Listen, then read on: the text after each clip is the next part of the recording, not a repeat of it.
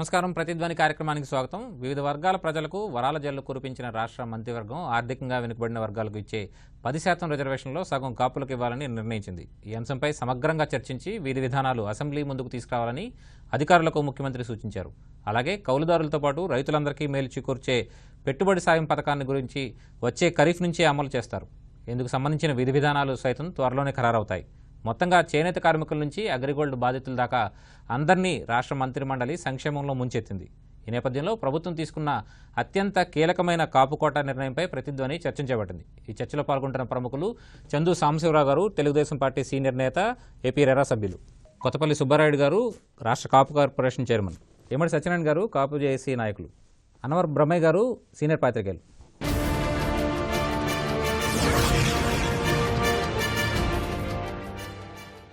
సాంబశివరావు గారు, ఆర్థికంగా వెనుకబడి వర్గాలకు ఇచ్చేటువంటి 10% రిజర్వేషన్లో ఇప్పుడు 5% కాపులకు కేటాయించడం పట్ల ఎట్లా చూస్తారు మీరు దీన్ని? గౌరవ ముఖ్యమంత్రి గారి సారథ్యంలో దశాబ్దాలుగా ఉన్నటువంటి డిమాండ్కి ఒక మంచి సొల్యూషన్ తీసుకొచ్చారని, మరో ముందడుగేశారని చెప్పేసి నేను బలంగా నమ్ముతున్నాను. మా కాపు వర్గీయులు కూడా ఇది మంచి స్టెప్, ఒక పాజిటివ్ డైరెక్షన్లో ముందుకెళ్ళడానికి అవకాశం ఉంది కాబట్టి ఈ ప్రభుత్వం మంచి పని చేసిందని చెప్పేసి సర్వత్రా అభినందిస్తున్నారు ఈ ప్రభుత్వాన్ని. మనం గతంలో బ్రిటిష్ పాలనలో మన స్వాతంత్రం వచ్చేంత వరకు కూడా ఉన్నటువంటి రిజర్వేషన్లు, బీసీలతో ఏదో ఒక కేటగిరీలో కాపులకున్న రిజర్వేషన్స్ ఆ తర్వాత కాలంలో తొలగింపబడటం, మరి సంఖ్యాబలం ఎక్కువ ఉన్నటువంటి ఈ కాపు వర్గీయుల్లో న్యాచురల్గానే పేదరికం కూడా ఎక్కువగా ఉండటం, ఈ పేదరికానికి సొల్యూషన్ మాకు ఎంతో కొంత రిజర్వేషన్ ఉండాలనే డిమాండ్ని దాదాపుగా 40-50 సంవత్సరాలుగా అనేక రూపాల్లో అనేక మంది నాయకుల సారథ్యంలో, అనేక జేఏసీల సారథ్యంలో ఆ డిమాండ్ మనం చూస్తూనే ఉన్నాం. వాళ్ళ డిమాండ్స్కి గత ప్రభుత్వాలు ఎలాంటి సొల్యూషన్ చూపించలేకపోయింది. రాజశేఖర రెడ్డి గారు దీన్ని మేము సాల్వ్ చేస్తాము, కాపుల్ని బీసీల్లో చేరుస్తామని ప్రామిస్ చేసినప్పటికీ చేయలేకపోయారు. మరి అదే డిమాండ్ని ఇవాళ ఈ ప్రభుత్వం, చంద్రబాబు నాయుడు గారు ఒక ఛాలెంజ్గా తీసుకుని ఏ వర్గానికి ఇబ్బంది లేకుండా, ఏ బీసీ వర్గానికి ఇబ్బంది లేకుండా మేము బీసీల్లో చేరుస్తామని హామీ ఇచ్చినప్పటికీ, ఆ ప్రాసెస్ కొనసాగుతున్నప్పటికీ ఇవాళ మనకు వచ్చిన ఇంకొక అవకాశం ఆర్థికంగా వెనుకబడిన వర్గాలకి 10% రిజర్వేషన్ ఏదైతే మనకి తెర మీదకి వచ్చిందో దాంట్లో సగభాగం కాపులకి ఇస్తే ఎలా ఉంటుంది అని ఆలోచన చేసి మంత్రిమండలిలో పెట్టి అందరూ చర్చించి పెద్దల సలహాలు తీసుకుని దాన్ని నిన్న ఒక డెసిషన్ తీసుకోవడం జరిగింది. త్వరలో అసెంబ్లీలో కూడా దాన్ని రాటిఫై చేసుకుని ఒక చట్ట రూపం తీసుకురావడానికి అవకాశం ఉంది. గత 70 సంవత్సరాలుగా అటు ఎస్సీ రిజర్వేషన్ల విషయంలో కానీ, బీసీల రిజర్వేషన్ల విషయంలో కానీ కొన్ని అనుభవాలు ఉన్నాయి. నిజంగా ఈ రిజర్వేషన్స్ అనేది ఆయా వర్గాల్లో ఉన్నటువంటి అన్ని కులాలకి సమానంగా పర్ క్యాపిట అంటే పర్సంటేజెస్ వైజ్గా అందుతున్నాయి అంటే అందట్లేదనే చెప్పాలి. కాబట్టి అటు ఎస్సీల్లో కానీ బీసీల్లో కానీ క్రీమ్ లేయర్ డిమాండ్స్ ఉన్నమాట కూడా వాస్తవం. అలాగే ఎస్సీల్లో వర్గీకరణ దాకా వెళ్ళింది ఆ సమస్య. ఇప్పుడు కాపుల దగ్గరకు వచ్చేసరికి ఏంటంటే అగ్ర కులాలు అని ఎవరైతే మనం అంటున్నామో వాళ్ళ మొత్తాన్ని, వాళ్ళ జనాభాలో కాపులు కుడి ఎడంగా 50% ఉన్నారు. అగ్ర కులాల్లో ఎవరైతే ఆర్థికంగా వెనుకబడి ఉన్నారో వాళ్ళకి 10% రిజర్వేషన్స్ అన్నప్పుడు సంఖ్యాబలంగా కుడి ఎడంగా 50% కాపులే ఉంటారు. కాబట్టి వీళ్ళకి ఎలాంటి రిజర్వేషన్స్ లేవు. కాబట్టి వాళ్ళకి ఇవ్వటం సమంజసం అనేది ఆంధ్రప్రదేశ్ ప్రభుత్వం యొక్క లాజిక్. దాంతో మెజారిటీ కాపులు కూడా సాటిస్ఫై అయ్యారు. ఈ అగ్ర కులాలు ఎవరైతే ఉన్నారో వాళ్ళకు కూడా ఎలాంటి ఇబ్బంది లేదు. దీంట్లో పాపులేషన్ పాయింట్ ఆఫ్ వ్యూలో చూస్తే దామాషా ప్రకారంగా చూసుకుంటే మనకి ఎవరికి ఇబ్బంది లేదు. ఎవరికి ఇబ్బంది లేని సొల్యూషన్ తీసుకురావడంలో ఈ ప్రభుత్వం మంచి విజయం సాధించిందని చెప్పేసి నేను అనుకుంటున్నాను. సుబ్బారాయుడు గారు, చాలా కాలంగా కాపుల నుంచి డిమాండ్ ఉంది. వీటిని అసలు ఈ రిజర్వేషన్ 10% ఈబీసీలకి కేటాయింపులో మళ్ళీ 5% కాపులకే ప్రత్యేకించడం మొత్తం ఏ ప్రాతిపదికన చేసింది ప్రభుత్వం అంటారు? గౌరవ ముఖ్యమంత్రి చంద్రబాబు నాయుడు గారు ఒక కమిట్మెంట్తో ఏదైతే మనం అష్యూరెన్స్ ఇచ్చామో దాన్ని 100% ఇంప్లిమెంట్ చేయాలంటే సదుద్దేశంతో మరి ప్రభుత్వం ఏర్పడిన తర్వాత కాపు కార్పొరేషన్ ఏర్పాటు చేయడం జరిగింది. దాంతోపాటు బీసీ కమిషన్ కూడా ఏర్పాటు చేయడం జరిగింది. కాపు కార్పొరేషన్ ఏర్పాటు చేసి 3,100 కోట్ల రూపాయల నిధులు ఆల్రెడీ ఇవ్వటం, ఆర్థికంగా వాళ్ళు చిన్న చిన్న వ్యాపారాలు చేసుకోవడానికి ఒక 2-5 లక్షల రూపాయల లోన్స్ కానివ్వండి, విదేశీ విద్య విషయంలో ఒక 10 లక్షల రూపాయలు డైరెక్ట్గా ఫ్రీగా ఇవ్వటం, 1 లక్ష రూపాయలు ఫ్లైట్ టికెట్, ఒక 25-30 వేలు వీసా ఖర్చులు ఇవ్వటం కానివ్వండి, విద్యోన్నతి పథకాలు అంటే జనరల్గా గ్రూప్ 1 గ్రూప్ 2 సర్వీస్ అంటే ఐఏఎస్ ఐపీఎస్లు సెలెక్ట్ కావడానికి మంచి మంచి హైయెస్ట్ నెంబర్ 1 ఇన్స్టిట్యూషన్స్లో అంటే ఆంధ్రప్రదేశ్ కావచ్చు, హైదరాబాద్ కావచ్చు, తమిళనాడు కావచ్చు, కర్ణాటక కావచ్చు, ఢిల్లీ కావచ్చు, ఇటువంటి మంచి మంచి ఇన్స్టిట్యూషన్స్లో ఈ రోజున వాళ్ళకి ట్రైనింగ్ ఇచ్చేటువంటి విషయాలు కానివ్వండి. అదేవిధంగా విద్యలో నైపుణ్యం విషయాలు. తర్వాత జనరల్గా ఏదైతే ఎవరైతే చదువుకుంటారో వాళ్ళందరూ స్కిల్ డెవలప్మెంట్ జనరల్గా స్కిల్ డెవలప్మెంట్ ప్రోగ్రామ్స్ ఏర్పాటు చేసి వాళ్ళందరూ కూడా మ్యాక్సిమం ఎంప్లాయ్మెంట్ వచ్చే విధంగా చర్యలు తీసుకోవడంలో కానివ్వండి. లేకపోతే ఒక కారు లోన్స్ అని పెట్టి ఎవరైతే ట్యాక్సీలు తోలుకున్న డ్రైవర్స్ ఉంటారో వాళ్ళందరూ అందరికీ కూడా ఈ రోజున సబ్సిడీలో కార్లు ఇచ్చి వాళ్ళకి సొంత ఓనర్లుగా చేసేటువంటి విషయాల్లో కానివ్వండి. లేకపోతే ఫీజులు అంటే స్కాలర్షిప్లు కానీ ఫీజులు కానీ రియంబర్స్మెంట్ చేయడం విషయంలో కానివ్వండి. ఈ విధంగా పెద్ద ఎత్తున కాపు భవనాలు, అదేవిధంగా కాపులు ఇంతవరకు ఎక్కడ కూడా ఒక భవనాలు అంటూ లేవు కనుక కాపు భవనాలు ప్రతి జిల్లా హెడ్ క్వార్టర్స్లోనూ కూడా ఒక చక్కటి స్థాయిలో పెద్ద పెద్ద కాపు భవనాలు నిర్మాణం చేయటం. అదే కాకుండా థిక్లీ పాపులేషన్ ఉన్నటువంటి కాపు ఏరియాస్లో, రూరల్ ఏరియాస్లో కూడా కొన్ని కాపు భవనాలు ఏర్పాటు చేయడం. ఆ విధంగా ఇప్పటివరకు దాదాపు 270 కాపు భవనాలు కూడా మనం శాంక్షన్ చేసుకున్నాం. ఈ విధంగా ఆర్థిక పరంగా, విద్యాపరంగా అన్ని రకాలుగాను కూడా ఒక స్థాయిలో వాళ్ళని పైకి తీసుకురావాలంటే ఏదైతే ఎన్నికల ముందు హామీ ఇచ్చామో దాన్ని నెరవేర్చాలనే సదుద్దేశంతో 3,100 కోట్ల రూపాయలు ఆయన ఈ రోజు వరకు ప్రభుత్వ పరంగా ఇవ్వడం జరిగింది. ఆ ఫలాలు ఈ రోజున ప్రజలకు వెళ్తున్నాయి. దాంతోపాటు బీసీ కమిషన్ ఏర్పాటు చేయటం, ఆ బీసీ కమిషన్ నివేదిక తీసుకున్న తర్వాత కాపులకి 5% రిజర్వేషన్ ఇవ్వాలి విద్యాపరంగా, చదువుల పరంగా, ఉద్యోగాల పరంగా అని తీర్మానం చేసుకోవటం. అందులో ఎక్కడ కూడా బీసీ సోదరులకి 0.1% కూడా నష్టం కూడా కలగకుండా కాపు సోదరులకి ఇవ్వాలని తీర్మానం చేసుకోవటం. ఆ విధంగా శాసనసభలో, శాసన మండలిలో దాన్ని ఏకగ్రీవ తీర్మానం చేసి కేంద్రానికి పంపించడం, కేంద్రాన్ని 9th షెడ్యూల్లో పెట్టాలని కేంద్ర ప్రభుత్వాన్ని డిమాండ్ చేయడం కూడా అని జరిగినాయి. కాపులు ఈబీసీలుగానే ఉన్నారు. ఈ రోజున మేము బీసీలు చేయమని మేము కేంద్రానికి పంపించాం. ఎప్పుడైతే కేంద్రం దగ్గర బీసీలు చేయమన్నటువంటి 9th షెడ్యూల్లో పెట్టే ఉంటే దాంట్లో జాప్యం జరిగి అక్కడ పెండింగ్ ఉండిపోవడం మూలంగా ఆటోమేటిక్గా కేంద్రం ఇచ్చిన 10%లో కాపులు ఈబీసీలుగా ఎలిజిబిలిటీ ఉంది 100%. మనం ఓవరాల్గా చూసినప్పుడు మనకున్నటువంటి ఓసీ కమ్యూనిటీ అంటే బీసీ, ఎస్సీ, ఎస్టీ, మైనారిటీస్ అన్నీ పోతే మినిమం 25% టోటల్గా ఓసీ కమ్యూనిటీస్ ఇంక్లూడింగ్ కాపుస్ ఉంటారు జనరల్గా. అందులో నియర్లీ 1-2% అటు ఇటుగా 50% కాపులు డెఫినెట్గా డ్యామ్ షూర్గా ఉంటారు. ఆ విధంగా చూసినా ఏదైతే వాళ్ళకు వచ్చేటువంటి ఎలిజిబిలిటీలో బీసీగా అక్కడ అది వచ్చేస్తే ఇందులో ఈబీసీల్లో వాళ్ళకి ఈ అడ్వాంటేజ్ రాదు. అక్కడ బీసీలుగా కేంద్ర ప్రభుత్వం చేయకుండా నిర్లక్ష్యం చేయడం మూలంగా వీళ్ళు ఈ రోజున ఈబీసీ దాంట్లో వీళ్ళకి అవకాశం ఉంది కనుక వాళ్ళకి వచ్చేదాన్ని మేము డైరెక్ట్గా ఒక 5% అని పెట్టి నిర్దిష్టంగా వారికి ఇవ్వడానికి గౌరవ ముఖ్యమంత్రి చంద్రబాబు నాయుడు గారు నిన్న క్యాబినెట్లో నిర్ణయం తీసుకోవడం జరిగింది. సత్యనారాయణ గారు, కాపు జేఏసీ నేతగా మీరు ఈ కేటాయింపుతోటి 5% కేటాయింపుతోటి మీరు సంతృప్తి చెందారా?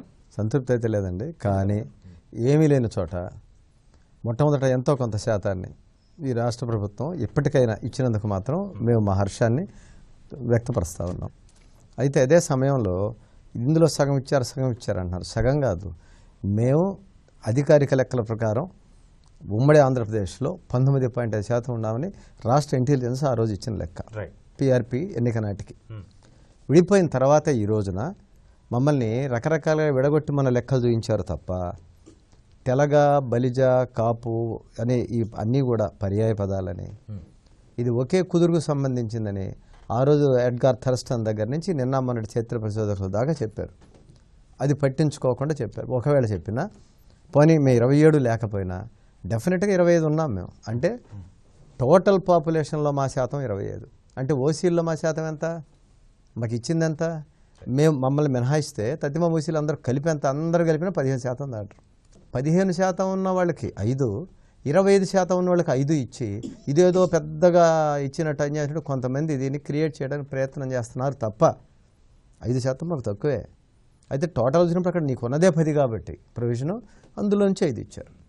అందువల్ల ఇది ఎంత మాత్రం ఎక్కువ కాదండి, మాకు ఇంకా తక్కువ, మాకు రావాల్సింది కూడా ఉంది. అయితే వచ్చిన దాంతో మేము సంతోషంగా స్వీకరిస్తూ మిగిలిన దానికోసం ఏదైనా ఇంకా మార్గాలు ఉన్నాయా ఏంటి, రాష్ట్ర ప్రభుత్వ పెద్దలు, రాష్ట్రం మాకు ఎంత మేరకు అది సహకరించి చేస్తుంది అనేది మా ప్రయత్నాలు నిరంతరం అది కొనసాగిస్తాం.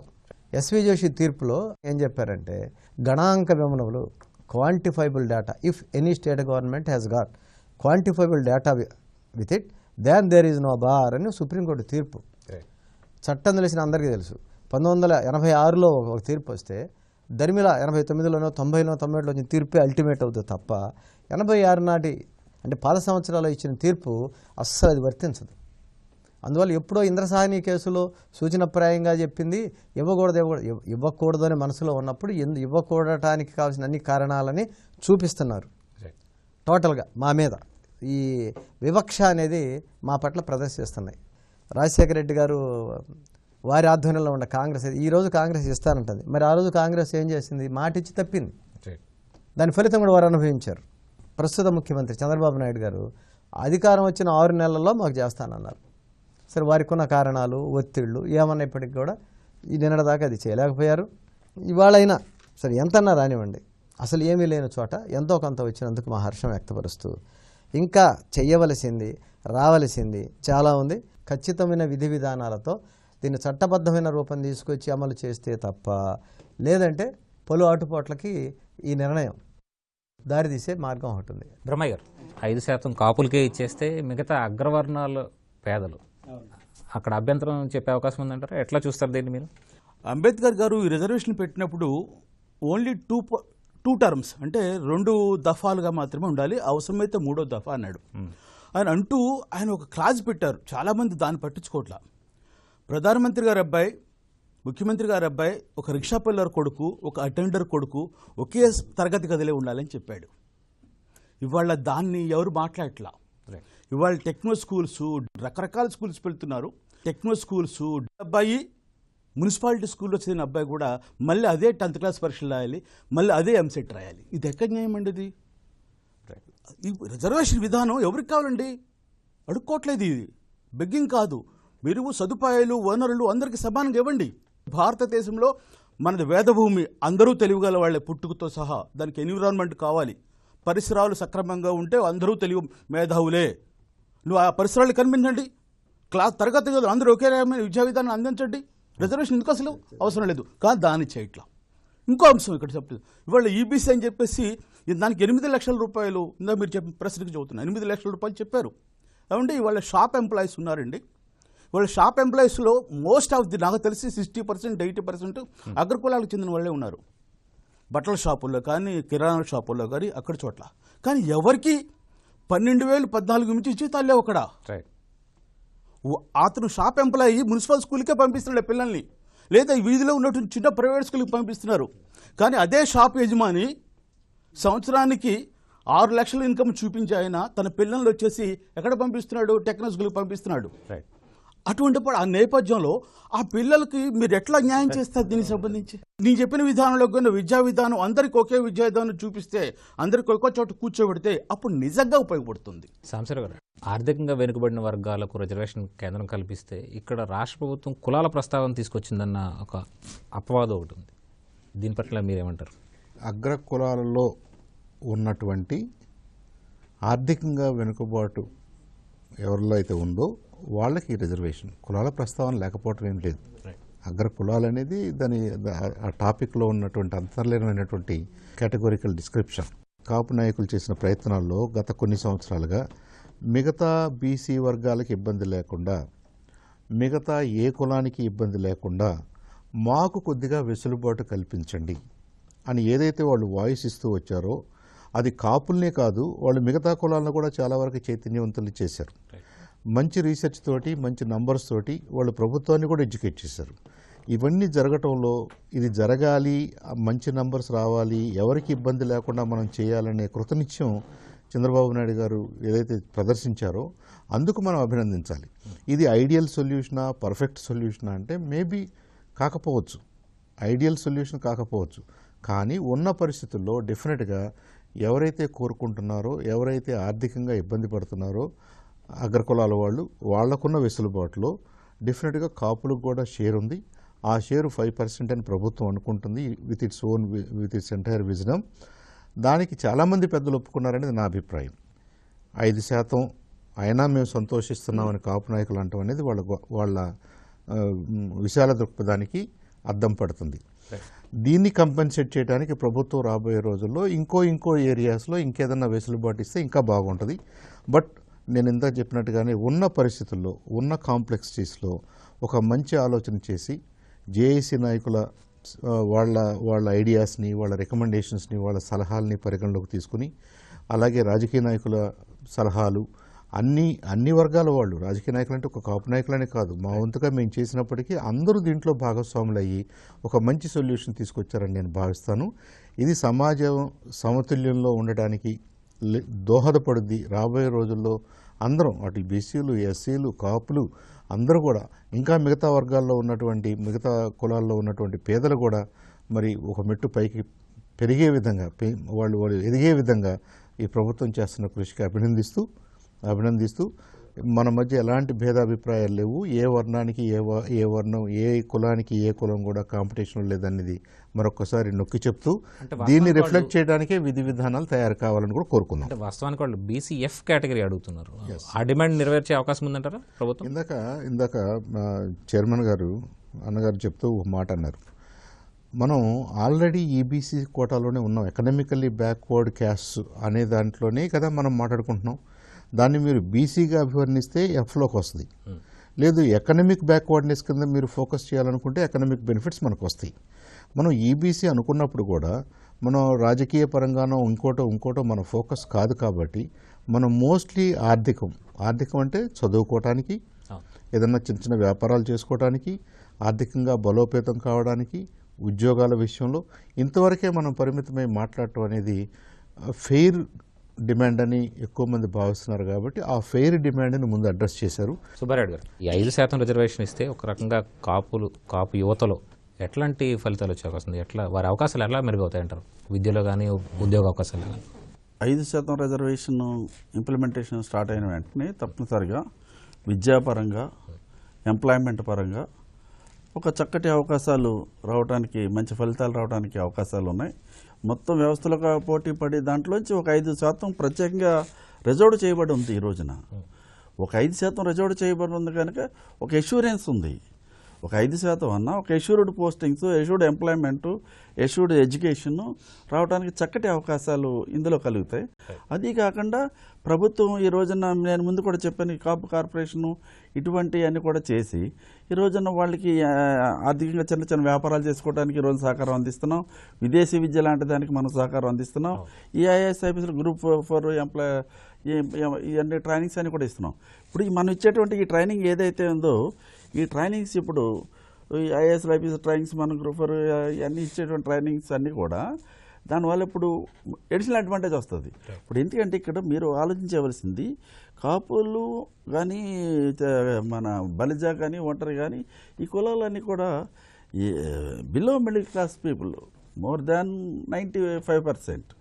దాని గురించి ఇప్పుడు ఇందాక పెద్దలు చెప్పినట్టుగా ఈ కార్పొరేట్ సంస్థల్లోని, కార్పొరేట్స్ కాలేజెస్లోని చదువుకునేటువంటి ఆర్థిక స్తోమత లేనటువంటి వారు కేవలం ప్రభుత్వ బడుల్లోనే విద్య నేర్చుకునేటువంటి వాళ్ళు కనుక వాళ్ళకి ఆ కార్పొరేట్ వ్యవస్థ కాంపిటీషన్లో పోటీ పడలేరు కనుక కనీసం ఈ ఓన్లీ ప్రభుత్వ కల్పించేటువంటి వ్యవస్థలోనే చదువుకుంటున్నారు కనుక ఈ 5% రిజర్వేషన్ వాళ్ళకి తప్పనిసరిగా కొండంత అండగా ఉంటుందని నేను ఖచ్చితంగా చెప్పగలను. నిన్న గౌరవ ముఖ్యమంత్రి చంద్రబాబు నాయుడు గారు కూడా చాలా క్లియర్గా చెప్పారు కేబినెట్లో, ఈనాడు మనం 5% రిజర్వేషన్ ఇవ్వడానికి మనం నిర్ణయం తీసుకోవడం జరిగింది. దానికి ప్రభుత్వ పరంగా ఎటువంటి ఏ విధమైనటువంటి మెరుగులు ఏమైనా దిద్దవలసిన అవసరం ఉందా, లేకపోతే ఏ విధంగా మనం ముందుకు సాగినట్లయితే 100% ఈ తెలగ, బలిజ, ఒంటరి, కాపు సోదరులు కోరుకునే విధంగా మనం న్యాయం చేయగలుగుతాం అన్న దాని మీద ప్రభుత్వ పరంగా అన్ని ఆలోచన చేయమని సంబంధిత డిపార్ట్మెంట్స్కి ఆదేశాలు జారీ చేయడం జరిగింది. వీలైనంత వరకు ఎక్కువ మందికి అందరికీ కూడా న్యాయం జరిగే విధంగా, జస్టిస్ అంటే ఎవరైతే నిజంగా అర్హులు ఉంటారో వాళ్ళకి న్యాయం జరిగే విధంగా ప్రభుత్వ పరంగా చర్యలు తీసుకుంటాం. సత్యనారాయణ గారు, ఇప్పటికే కాపు కార్పొరేషన్ ఏర్పాటు చేసి అటు విద్య, ఉపాధిలో కూడా చాలా మెరుగైన అవకాశాలు కల్పిస్తుంది ప్రభుత్వం. ఇప్పుడు 5% రిజర్వేషన్ ప్రత్యేకించి కోటా ద్వారా ఎట్లాంటి మార్పులు వస్తాయి? ఇవాళ విద్యలో ఒక్క మార్కుతోనే ఎంబీబీఎస్ సీట్లు, ప్రొఫెషనల్గా పీజీ సీట్లు కోల్పోయిన వాళ్ళు చాలామంది, అందరికీ తెలుసు. సో వాళ్ళకి మెరుగవుతాయి, ప్రొఫెషనల్ సీట్స్ వస్తాయి. 2 ఐఐఎంలో వచ్చేస్తాయి, ప్రొఫెషనల్ మేనేజ్మెంట్ దాంట్లో వచ్చేస్తాయి. ఇట్లా ప్రతి టాప్ విద్యా వ్యవస్థలో, విద్యా సంస్థలో కూడా సీట్లని ఆ మేరకు సాధించుకునే ఒక అవకాశం ఈ 5% రిజర్వేషన్ కలుపుతాం. నేను రాష్ట్ర ప్రభుత్వాన్ని సార్ ద్వారా మీ ద్వారా కూడా అడిగేదేమంటే, ఇది కనుక మమ్మల్ని ఇప్పుడు ఓసీలుగానే ప్రకటించి ఇది ఇచ్చారు కాబట్టి మా కాపు కార్పొరేషన్ని బీసీ వెల్ఫేర్ మంత్రిత్వ శాఖ నుంచి తప్పించి స్వతంత్ర ప్రతిపత్తి గల మంత్రికి ఇవ్వాలా, లేదా ప్రత్యేక మంత్రి అయినా ఒకటి ఇవ్వాలా. 2, మా కాపు కార్పొరేషన్ మీద ఇతరుల కర్ర పెత్తనాన్ని తీసేసి ఆ కార్పొరేషన్కే స్వతంత్రంగా తన వ్యవస్థని తన సంస్థని తాను నిర్మించుకునే ఒక అవకాశాన్ని కల్పించాలా. మా కార్పొరేషన్కి ఏమైతే ఇచ్చారో ఆ మొత్తం మా వెల్ఫేర్ కోసం మాత్రమే చూసేటట్టుగా చేయాలి. ఈ 3 ఎప్పుడైతే చేస్తారో దీంతో పాటుగా ఒక ప్రత్యేక శ్రద్ధ మా కమ్యూనిటీ మీద పెట్టామని మా బోటి వాళ్ళం అనుకునే ఒక ఇది ఉంది. మా ఈ రిజర్వేషన్ 5% రిజర్వేషన్ని ఇప్పటిదాకా పడ్డ అన్ని నోటిఫికేషన్లు ఇంకా ఫైనల్గా ఇంటర్వ్యూలు ఎక్కడైతే జరగలేదో వాటితో మొదలు పెట్టాలి. వాటికి కూడా అనువర్తింపజేస్తూ మాకు ఉత్తర్వులు ఇవ్వాలి. అప్పుడు మాత్రం ఈ 5% యొక్క ప్రభావం ఏందో అనేది ఇప్పుడు వచ్చిన ఈ జనరేషన్లో అర్థం అవుతుంది. కాపు రిజర్వేషన్ బిల్లు గురించి ప్రభుత్వం శక్తి వంచన లేకుండా కృషి చేసిందని అది మీరు గుర్తించారా? 5% మాకు ఇచ్చినందుకు మళ్ళీ చెబుతున్నాం, మాకు ఇచ్చినందుకు 2 ప్రభుత్వాలకి మేము కృతజ్ఞతలు తెలియజేస్తా ఉన్నాం. దాంతోపాటుగా ఇదే చెబుతుంది, మీరు ఇందాక ఆదాయం అన్నారు ఉంది 8 లక్షల దాటిన వాడికి ఎవరికి ఈ రిజర్వేషన్ లేదు. సంవత్సర ఆదాయం 8 లక్షలు ఉంటేనే వస్తుంది ఇది. సో అక్కడ పరిమితి పెట్టారు. 8 వద్దు 50,000 అడుగు పెట్టమని అడిగితే అది వేరే విషయం. ఇవాళ అది ఎంతో ఉంటుందో అది డిబేటబుల్. 2, బిల్లును రూపొందించింది కేంద్ర ప్రభుత్వం. సో దాని విధి విధానాలు మార్చే హక్కు రాష్ట్ర ప్రభుత్వానికి లేదు. 15వ అమెండ్మెంట్ ఇస్తూ అమెండ్మెంట్లోనే రాష్ట్ర ప్రభుత్వాలకు వాళ్ళు హక్కు ఇచ్చారు కాబట్టి ఈ రిజర్వేషన్లో ఎవరు ఏంది పెట్టడం అనేది రాష్ట్ర ప్రభుత్వం పెడుతుంది తప్ప సొంతంగా ఏ రాష్ట్ర ప్రభుత్వం పెడతానికి లేదు కదా. వారు ఇచ్చిన దాంట్లో ఇది వాటా, వారు పెట్టినయే నియమ నిబంధనలు మార్చడానికిలే. అయితే ఏముందంటే రాష్ట్ర ప్రభుత్వం ఫలానోళ్ళకని మాత్రం ఖచ్చితంగా చెప్పాలి, నోటితో చెప్పేది కాదు. కాబట్టి ఇది ఒక విధి విధానంలో ఖచ్చితమైన చట్టబద్ధమైన రూపంతో అది ఇస్తేనే నిలబడతాయి. బ్రహ్మయ్య గారు, ఈ రిజర్వేషన్ ప్రత్యేక కోటాలో అర్హులైన వాళ్ళందరికీ ఫలాలు అంతే అనుకుంటున్నారా? 2.5 లక్షల రూపాయలు దాటితే ఇన్కమ్ ట్యాక్స్ కట్టాలి అతని మన ప్రభుత్వం చెప్తుంది ఒక పక్కన. అంటే ఇవాళ 8 లక్షల రూపాయలు మీరు ఆదాయ పరిమితి పెట్టారు యూబీసీకి. అంటే నీకు ఇన్కమ్ ట్యాక్స్ కట్టేవాళ్ళు అందరూ దాదాపుగా మీరు ఇవాళ తీసుకున్నట్లయితే వ్యాపార సంస్థలు ఏది తీసుకున్నా కూడా మీకు ఆ పరిధిలోనే ఉంటాయి. 8 లక్షల లోపు వాటే ఉంటాయి. అందరూ కూడా అసలు 3 లక్షలు చూపించడమే కష్టంగా చూపిస్తున్నారు దానికి సంబంధించి. సో ఇవాళ 8 లక్షల రూపాయల వరకు మీరు ఆదాయ పరిమితి పెట్టినప్పుడు నిజంగా పేద వర్గాల్లో అగ్రవర్గాల్లో ఉన్న పేద వర్గాలకి ఏ విధంగా ఇది అందుబాటులోకి వస్తుంది? నిజంగానే కాపు వర్గాల్లో చాలామంది పేదలు ఉన్నారు, దాంట్లో అనుమానమే లేదు. అట్లా రెడ్లలో ఉన్నారు, కమ్మర్లో ఉన్నారు, బ్రాహ్మణుల్లో ఉన్నారు, వైశ్యుల్లో ఉన్నారు. ఇందాక చెప్పాను షాపుల్లో పనిచేసే వాళ్ళంతా వాళ్ళే దానికి సంబంధించి. కానీ వాళ్ళకి ఫలాలు ఎట్లా వెళ్తాయి? దానికి సంబంధించిన విధి విధానాలు సరిగ్గా లేకుండా మనం చేసి దీనివల్ల ఏంటంటే మళ్ళీ ఖచ్చితంగా కూడా అగ్రకులంలో ఉన్న ధనికులకే ఇది ఉపయోగపడుతుంది తప్ప నిజంగా పేదవారికి ఉపయోగపడే విధంగా మాత్రం ఆచరణలో చేయాల్సిన బాధ్యత ప్రభుత్వం మీద ఉన్నది. ఆర్థికంగా వెనుకబడిన కాపులకు 5% రిజర్వేషన్ల కల్పన దిశగా ప్రభుత్వం తీసుకున్న నిర్ణయంపై ఆ సామాజిక వర్గాల్లో హర్షం వ్యక్తమవుతోంది. కాపులతో పాటు అన్ని సామాజిక వర్గాల అభివృద్ధికి సంబంధించి ప్రభుత్వం ప్రత్యేక చర్యలు తీసుకుంటోంది. ఇది నేటి ప్రతిధ్వని. నమస్కారం.